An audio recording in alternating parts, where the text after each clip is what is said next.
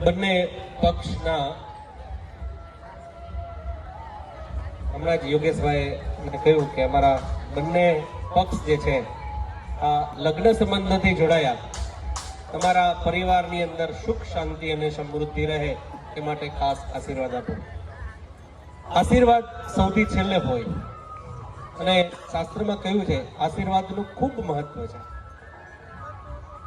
બ્રાહ્મણો પાસેના આશીર્વાદ લેવાથી શાસ્ત્રમાં કહ્યું છે કે બ્રાહ્મણ ભગવાનના મુખમાંથી બ્રાહ્મણોનું પ્રાગટ્ય થયું છે અને બ્રહ્મ વાક્ય જનાર્દનમ એવું શાસ્ત્ર કહે છે.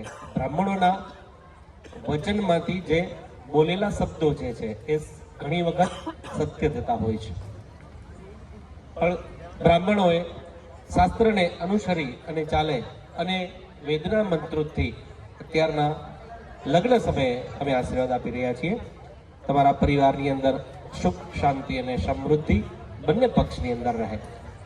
હરે ઓમ પૂર્ણસ્વા દ્વિતીયા રુદ્રા વાસવાહ સમેમ દાદમ પુનર્બ્રહ્માણો વાસુનિતજગનૈ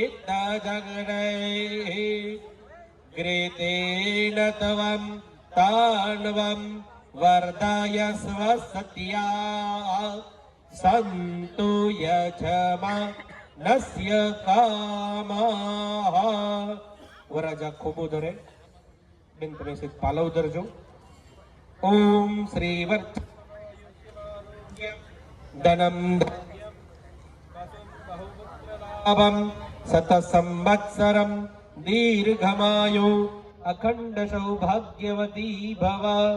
સર્વે ભવન્તુ સુખિનઃ સર્વે સન્તુ નિરામયા સર્વે ભદ્રાણિ પશ્યન્તુ મા કચ્ચિત દુઃખ ભાગ ભવેત.